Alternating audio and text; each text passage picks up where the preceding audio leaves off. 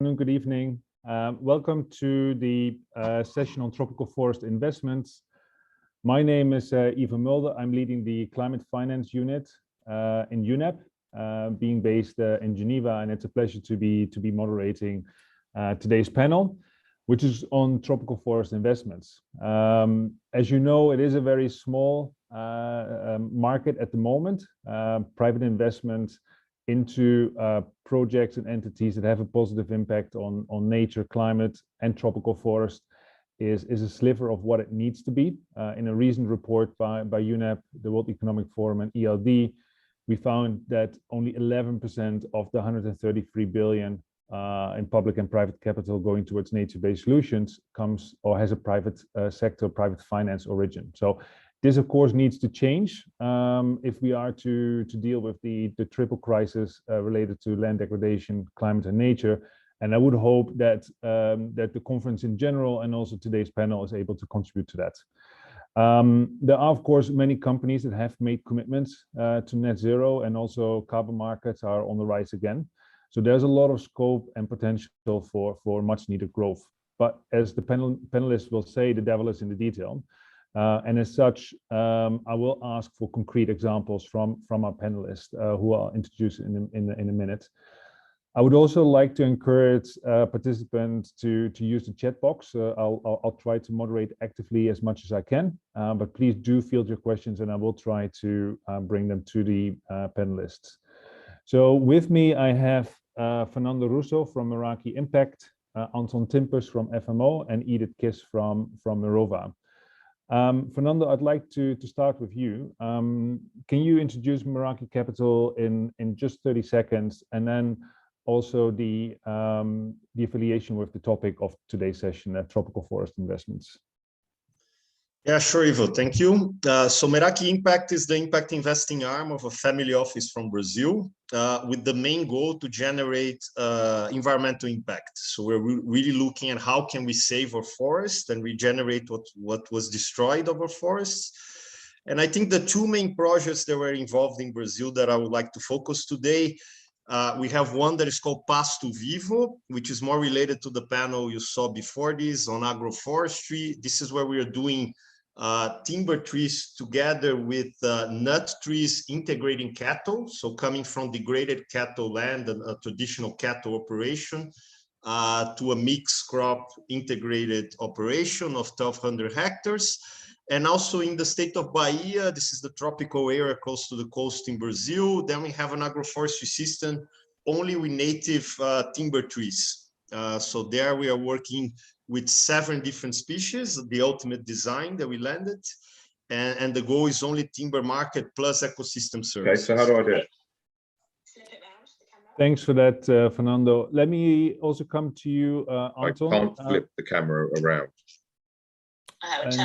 Just asking Warren also to mute himself.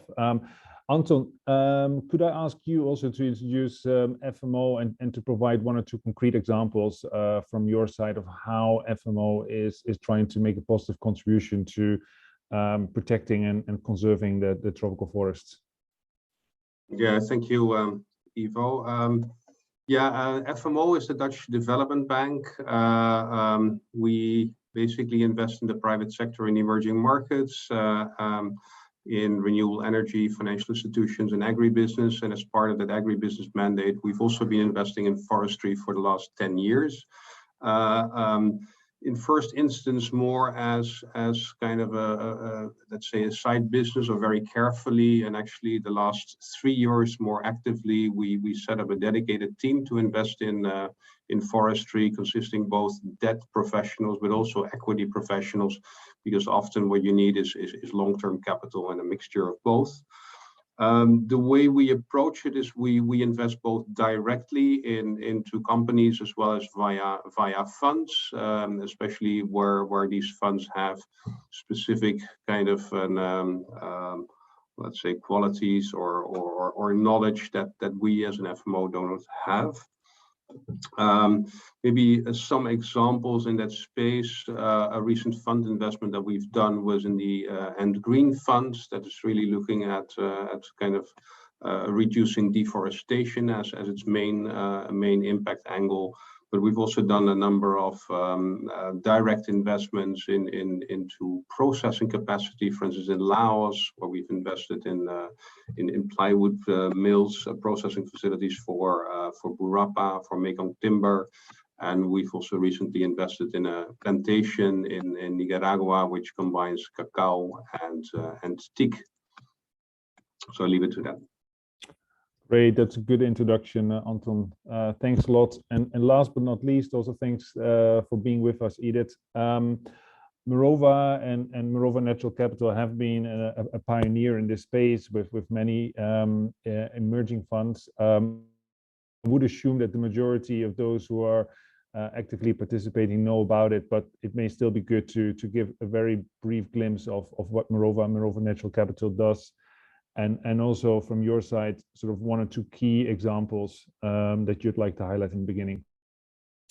Thanks, Ivo, and pleasure to be here. Good morning, good afternoon, everybody. So yes, on Mirova's side, so we are an impact investment firm belonging to the French banking group Natixis. And we have been active since 2013, and through our first flagship fund, Althea Climate Fund, we indeed have been, our mission has been to trying to, as you mentioned, channel that private capital into tropical forest conservation. So actually in the actual on the ground conservation, protection, restoration activities. And thanks to also our of course, our visionary early investors like FMO that allowed us to take that kind of, early mover, also early move and experience things. So what we have been doing is, again, really focusing on the sustainable land use, but around the conservation and piloting different models. In particular, we have been testing this protection production model. There has been back then in the early 2010s when the first type of voluntary market and forest carbon credits emerged, there have been projects that were trying to focus on protection. There was a lot of talk about production side, supply chains. You remember TFA with the commitments. And our vision was that we need both. So we need this kind of landscape, holistic landscape approach. And that was really the mission of the Climate Fund.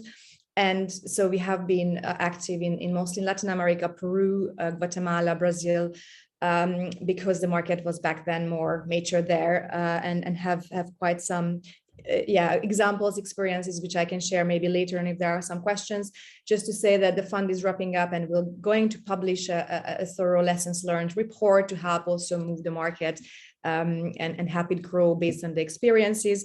But I'm already able to share a few thoughts, and one of the key messages I will put it out and then we can debate is that we really found that when combining these multiple revenue streams with carbon and others, agroforestry and commodities, it really works, and carbon is really essential and really can help as a transition tool. It's not the end goal, but it's a transition finance, as even I would say as a blended finance compared to the other real economy commodities. It's really a powerful tool. So I'm happy to reflect on that later in the discussion. Thanks.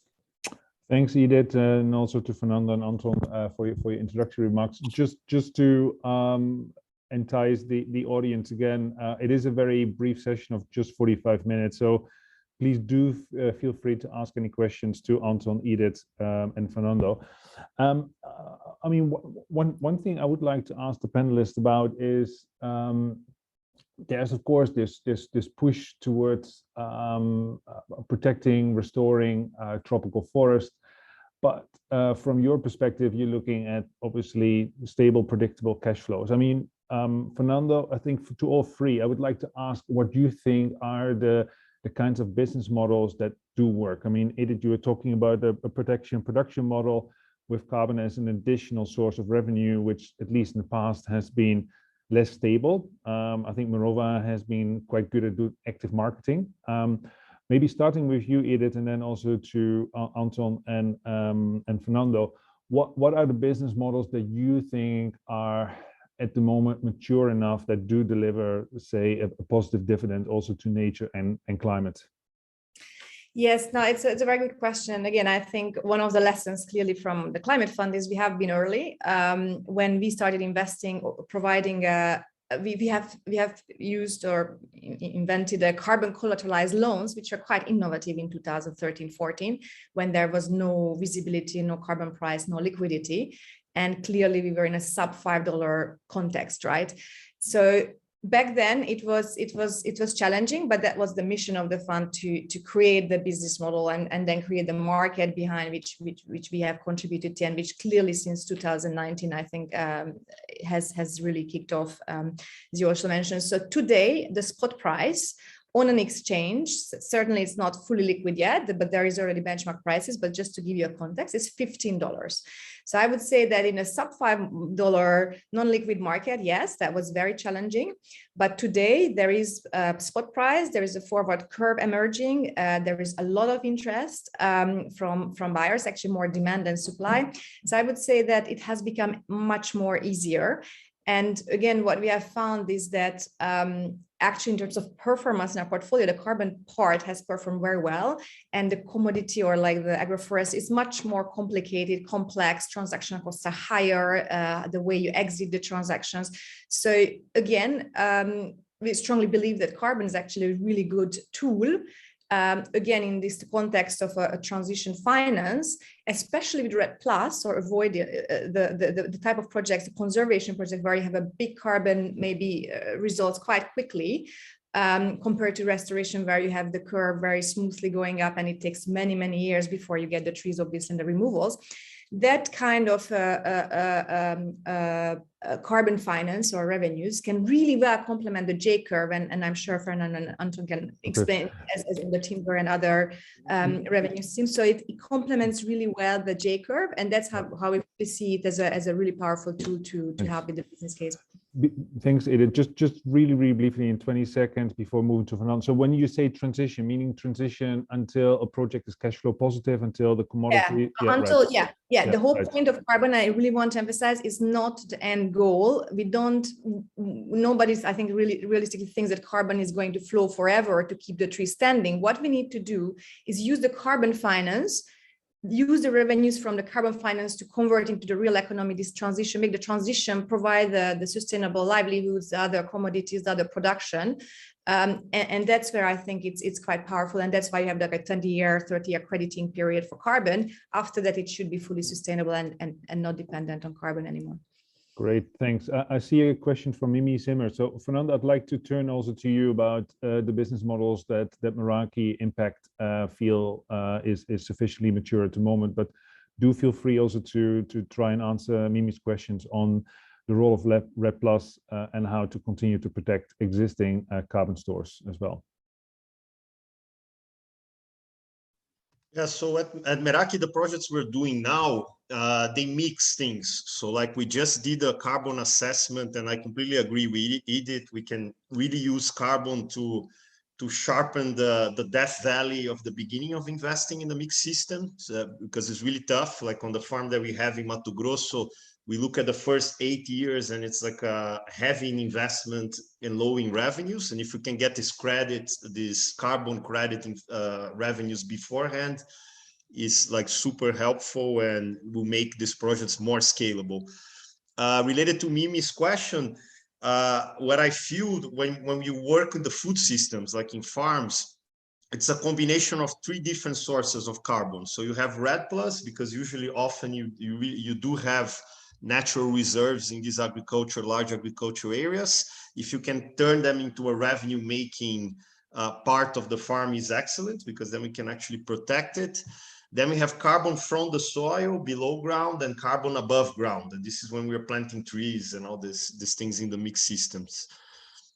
So I really see things have to be combined. I see now a lot of people are trying to do this carbon only type of farms. No, we often call them even the carbon cowboys. They just want to buy like huge pieces of land in Amazon and just regenerate this cheapest way as possible just to generate carbon revenues.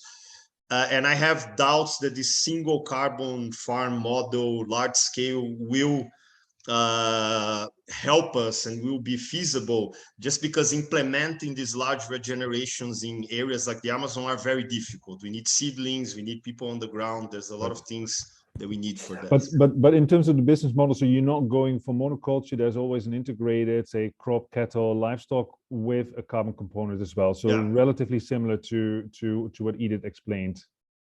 Yeah, exactly. What we're trying to do is even like because we're a private family office, we do kind of more early stage type of investments that hopefully we can get Mirova and other funds like Mirova on board as they scale. But the way I see this going is that in the future, we're not only going to look at carbon, we're going to be able to sell biodiversity. This is the best ecosystem service that we can monetize in the future. Thanks.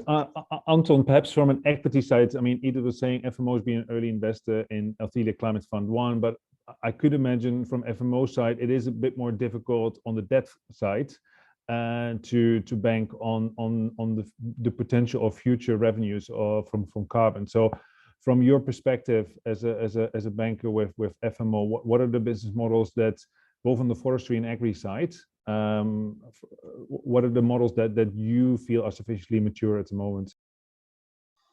I think for our, let's say, our kind of approach is also we invest in the private sector and we invest in financially sustainable projects. So our let's say, our kind of key entry point has always been plantation forestry. And then usually not even the very early kind of greenfield stage, but slightly more mature, and to invest either in the expansion of the plantation or into processing, downstream processing facilities. And I think that's where basically your kind of recovery of the investment is relatively short and can be matched with debt investments. I think to look at carbon specifically, I think 5 years ago we would not even consider carbon as a revenue stream in our financial projections. It's kind of was a nice to have, the cherry on the cake. I think at the moment the prices are that high, and on top of that, I think many investments are becoming feasible without taking kind of carbon revenues into account. So it has become an integral part of the cash flow of any forestry project. I think in addition to that, and maybe that's what we have actually more experience, is we work a lot with companies that source tropical commodities. And of course, we all know that agriculture is the main driver of deforestation. So to get those value chains deforestation free is one of the main impact goals that we have on the agribusiness side. And I think that's where we work directly with companies and certification bodies to achieve that goal. Great. Thanks a lot, Anton, for that. I see a question from one of the participants to you, Edith. Are the impacts from Mirova's funds verified through a third party? So can you answer that question? And also, so going in a minute to Fernando and FMO, to you, Anton, from your perspective. So you, Edith, from an impact investor perspective, Fernando also from, say, the family office model, and from your side, from a DFI perspective, Anton, what are the sort of the two key challenges that you encounter when trying to scale up, for example, investments in expansion of plantation forestry, Anton, or in the production model, Edith, and at the same time, sort of quickly answer the other question. Great, thanks. Yes, so in terms of the impact, so we have designed for the Climate Fund, we have designed our impact framework before the SDGs even were published. And beyond the CO2 numbers, which obviously are using very like standards, the Verra verified carbon standard, the CCB label, which is more like qualitative. So beyond the CO2 metric and impacts, that it's hard to actually get the third party verified. Obviously, the market has changed a lot, and now Mirova is signed up also to the IFC operating principles for impact management, and will continuously evolving. And I can also touch on a little bit maybe on the biodiversity side. I totally agree with Fernando that that's one of the next hopefully frontier around biodiversity impact, more measured and then hopefully also monetized. But at this stage, I think we have annual impact reporting, which is public, and it's self-reported from the project. So that's where I think there is a need also for the market to evolve. Very promising are new standards like the Verra's SD Vista standard, which will enable more and more quantifiable and verifiable impacts beyond CO2. So that would be the answer to that. I would also just, if you allow me, in the question around the removals and reduction, I think it's a very important question. It keeps coming back in the past few years. We strongly believe that we need both. And actually, if you look at one of the most recent publications, for example, from Nature, scientific magazine, some of the NGO works, actually, if you look at the mitigation hierarchy, protection should come before restoration. And we firmly believe that. And therefore, we firmly believe that REDD+ credits will continue to play in the next decade a very important role. And we shouldn't put the car of the horse. So yeah, so we think that a holistic approach is needed. We need both, and definitely there's a role for REDD+. And to answer the question from Jean-Philippe Wassenaar, which carbon trading standards are most appropriate for long-term financing arrangements? Is that VCS? Is that? Yeah, it is Verra VCS with the CCB label, and it's evolving to a jurisdictional level, but that's still the most common. Yeah. So CCBA from an environmental social perspective, and then from the accounting perspective, Verra or VCS, for example. Yeah, the VCS from Verra. Yeah. Fernando, in terms of the 2-3 key challenges that your company is facing, is it moving beyond the OTC over-the-counter deals? Like what are the challenges you encounter in Brazil or other markets that you focus on? Yeah, the biggest challenge is really on the implementation phase. So like we are doing. There's a learning curve. So we're dealing with nature. So when we do these mixed crop systems, and we face this now in Mato Grosso, we had a beautiful design made by like great experts, a lot of visits to the farm, great measures using technology and everything, but the design actually didn't work properly when we planted. We lost a lot of seedlings, and the main reason of that is because the supply of the seedlings are not there yet. So we need a lot of nurseries, we need technology on cloning the seeds. And a lot of these we achieved on the farm in Bahia, but the farm in Bahia, it's already on year 9. So we really had to lose a lot of time and money until we got to the perfect design, and when we were able to provide our own seedlings for this farm. So this basic infrastructure plus labor, they're super intensive in these mixed systems, are the most difficult thing of really implementing these things on the ground. And maybe a quick follow-up, like how are you then dealing with it? Because it can either be costly, it's the infrastructure may be non-existent because the processing isn't there, or the ports are too far away. So how is it impacting where you're deciding to invest? Is it changing how you decide to invest? So infrastructure, labor for mixed cropping systems, fully understandable, but then how are you dealing with it? Yeah, like what makes us capable of doing that is that we are 2 family offices we have enough investment capacity to do it, to survive the first 2-3 years until we can get a fund to join us.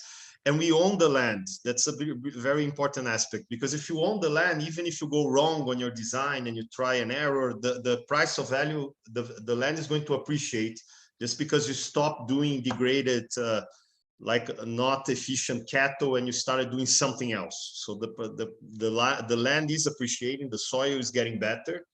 The tricky part here, and this is where we want to go with this project in Mato Grosso, is how can we make a company that implements projects like this asset light without owning the land? And this is something that we still haven't cracked. And from your perspective, Anton, I mean, I can imagine that FMO, I mean, it has, maybe you also want to mention DFCD, the partnership with the UK government, but I can imagine that you would have a lot of firepower, but at the same time are constrained by the environmental and social conditions or by others. So what are the key constraints from your side? And perhaps you also want to try and answer Glenn Mitchell's question, which is the added value from improved nutrient value and whether that's more valuable to farmer than the price they can get for carbon. Yeah, I think maybe to start, let's say, with your first question on scaling. Indeed, we have access to kind of what we call blended funding. We have a fund. We manage funds on behalf of the Dutch government. We recently onboarded a fund management on behalf of the UK government, and so in first instance, capital is not the biggest constraint. It's investment opportunities, but it's also kind of getting to grips with the risks that you're actually running. So far we've been looking at more brownfield plantation investments, and we really want to move that mandate towards more greenfield, because that's where the additionality is for us, and it's also where you can get well the greatest impact. Let's put it that way. Indeed, what you mentioned, the environmental and social paragraph, of course, that is ingrained in FMO's DNA, but it's also part and parcel of the mandates that we get from governments. And I think that is of course, a big concern, and also limits the number of investment opportunities. I think in plantation management, increasingly we see kind of the argument of monoculture, excessive water usage as kind of real kind of threats to those type of investments. At the same time, if we look at kind of forestry concessions, so let's say sustainable forest management, of course, we often have the social component there, that you have people living in those forests, and how do you kind of combine the interests of people living there together with either restoration or management and considerations. I think a third one as well is, and that's also referring to Fernando's comment on the carbon cowboy.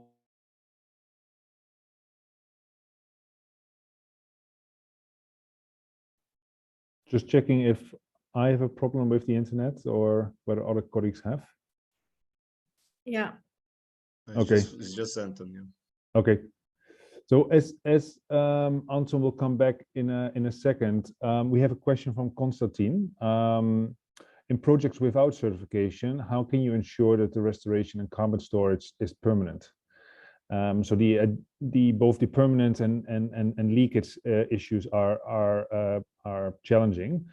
And Monica Altamirano is asking, how are you cooperating, and with which partners, to stimulate the creation of trustworthy suppliers of projects? So one is the permanence of carbon, and how do you deal with that challenge? And the other is about trustworthy suppliers. So Fernando and Edith, could I ask perhaps Edith, you to start with, whether you want to tackle any of these questions, and then up over to you, Fernando. Yeah, sure. And I realized I didn't actually reflect on the barriers and challenges, because there were a few other points in my previous intervention. So on the carbon side, I think we would highly recommend to use certification if you want, especially if you want to monetize. So for us, monetization of carbon is without certification is extremely dangerous and not best practice. So I think that's key. And then if you are not monetizing and you're still worried about the permanence, obviously there is a lot of discussion around it on REDD+, so avoidance type of, when you're trying to keep the forest protecting. Again, from our perspective, actually, what I mentioned at the beginning, the way how you transition it, how you work with the communities and make sure that there is a sustainable long-term view is key for the permanence. When it comes to planting trees, plantations, and that's a little bit more, you have also the natural hazards, and there's insurance, obviously products for that, and fire management, etc. But we have found that on protecting forests, actually permanence is good, in the sense that if you have the projects and actually manage active monitoring now with the satellite images and all the technological developments, real-time monitoring, it's actually reducing any kind of natural risks. But I guess, I mean, Mirova would not invest without some kind of certification being in place, or to be in place. No, for us, it's key. The way, if you invest on a carbon-based basis, you need a certification. But of course, if you are doing it as a maybe as a holistic approach, and it's just as a sideline, you still want to monitor it if you report the impacts, for example. And I believe some of these certification standards also demand that, say, a certain amount of carbon is held in reserve for unintended consequences. So that is also so basically an insurance against the. Good to have you back again, Anton, and apologies that you were gone for a few seconds. I'll come back to you just for you to finish your points, but just Fernando, maybe you want to answer that question from Monica around like how do you choose which partners to work with, which are the suppliers of projects? It can help to own the farms, for example, but how are you going about that? Yeah, that's the most tricky thing, because when we're doing these farm projects, usually we're in remote areas, and what happens with the agriculture system, the way it works today, is monoculture based. So the area that I'm operating west of Mato Grosso is mainly you have supply chains for cattle and soy, and this is the only suppliers that are set up, so you can easily buy anything for monoculture of these crops and you can send it through supply chains. But when you start planting nuts, like you don't even have the supply chain set up, you don't have the labor that knows how to deal with perennial crops, and then you don't have the seedling facilities, no, and the nurseries. So I think it's a really important role of NGOs. I saw that someone asked about this as well. Really to prepare local communities to work with this type of new farming systems, and also like go deeply into the seedling as a business for social communities, for local communities. I love to be able to buy from my local community quality seedlings there and not have to do this myself. But this is not the reality today. It's complicated. Thanks. I'm coming back to you, Anton. There's quite a few questions from Annika, from Pedro, Fernando, so please have a look at that. Anton, you were dropping out as you were sort of outlining the 3 key constraints that FMO is facing. So perhaps you want to finish on that point, because I think that's quite key. I'm not quite sure where I dropped off, and I think I managed indeed, let's say the long gestation period for greenfield investments, and it's the environmental and social concerns on the one hand, biodiversity, which of course is often lacking in plantation forestry. On the other hand, it's the social component in more natural forests and concessions. I think maybe also to directly answer the question that was raised in the chat on carbon credits and whether the benefit is not more in terms of nutrients and soil quality as opposed to the credit itself. I think Edith already mentioned it. I think the credit itself is never a goal, or should never be a goal. It could be an interesting additional cash flow to support a transformation, but indeed, if you look at regenerative agriculture, and I recently had a very interesting conversation on a biochar project. The real value of the biochar was not in the carbon credits. That was the real value was really in terms of soil health improvements, and because of that, much higher yields. A much better water retention. So, and I think ultimately that is the goal, and I think everybody will agree that carbon credits are there to kind of move us from one point to another, but it's not a kind of a permanent instrument in itself.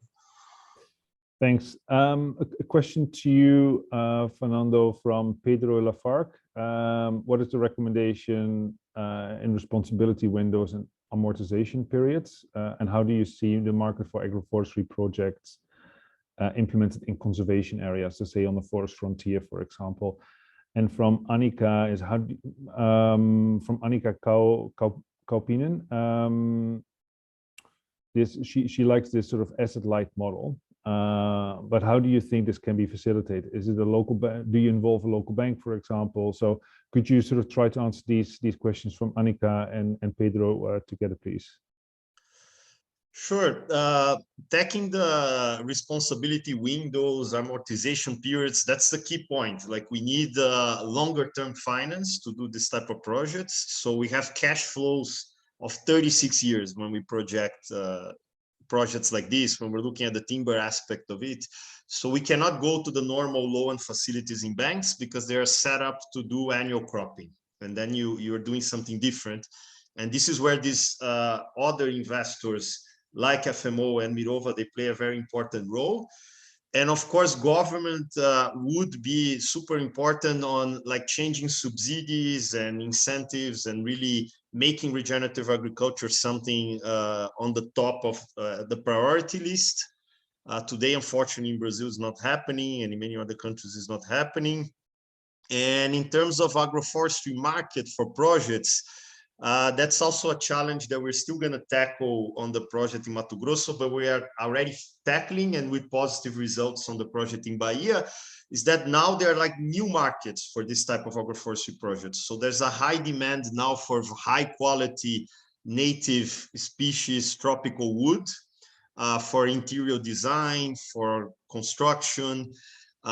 There's a high demand for alternative proteins. This is what we're tackling in Mato Grosso. So the whole business for nuts, it's going to have strong revenues, like it's already facing this, but as we see almonds collapsing in California, there's going to be room for a bunch of new almonds to be in the market.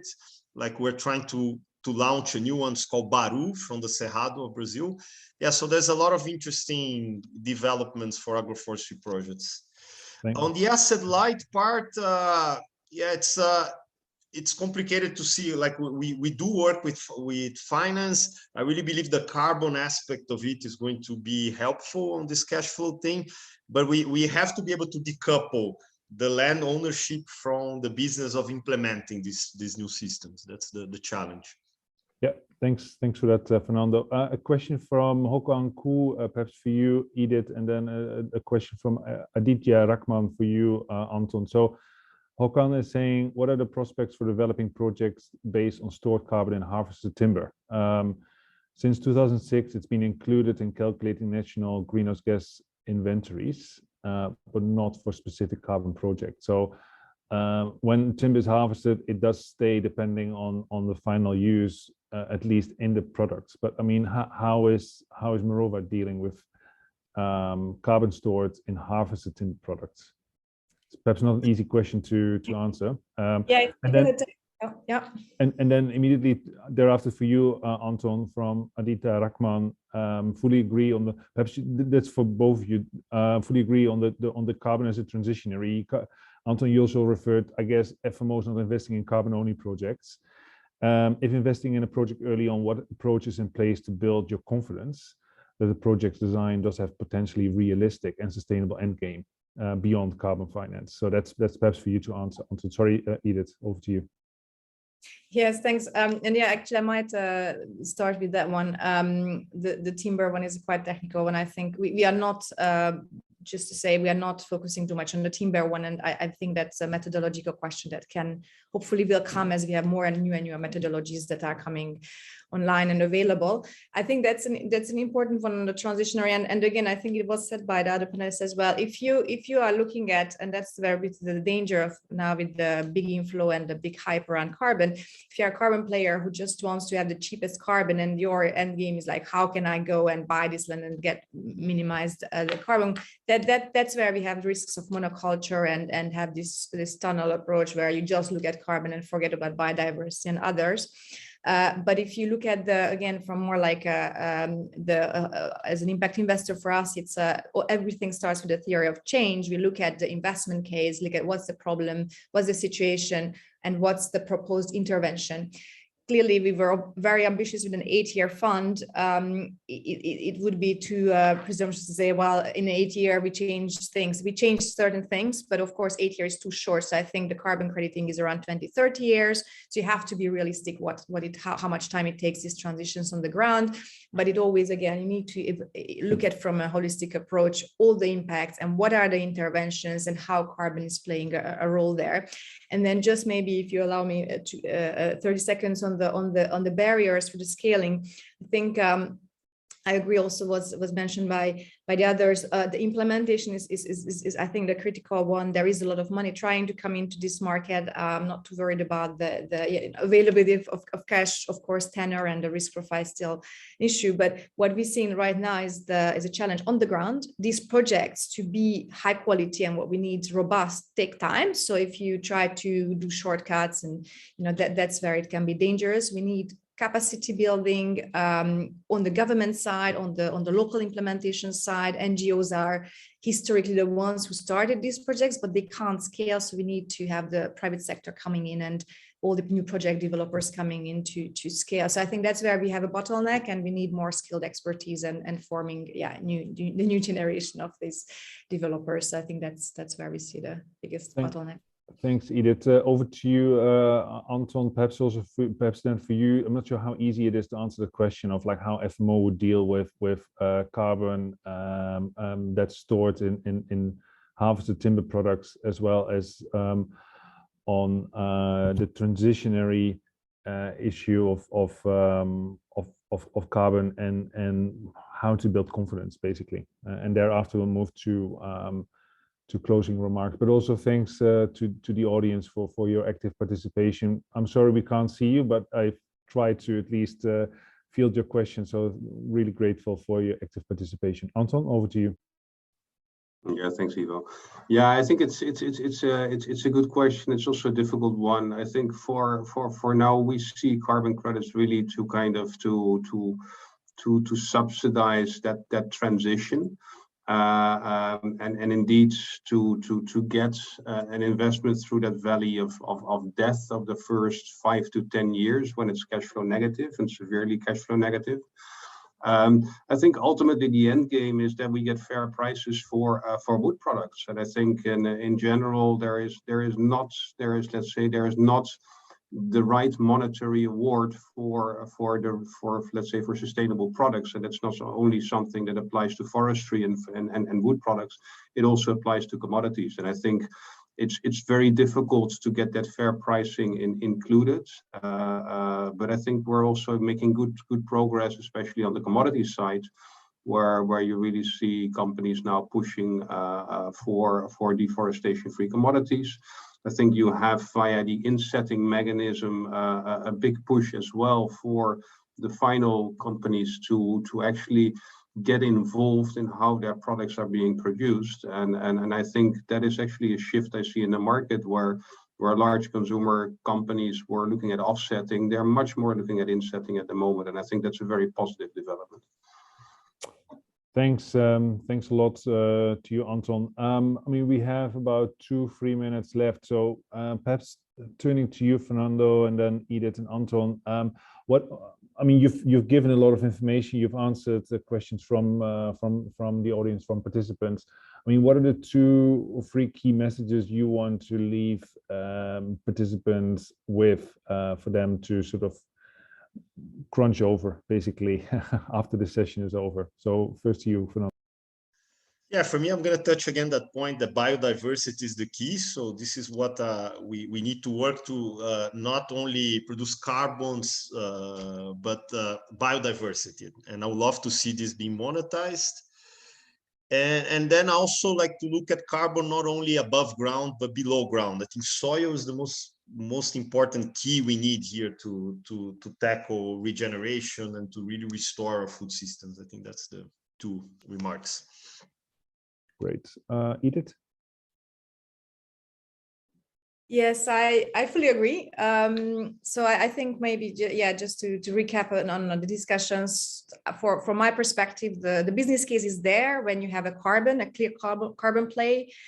We just need to be very mindful and clearly have this, broad holistic approach and impact approach, and not just a pure carbon approach, because that's where we're going into a rabbit hole.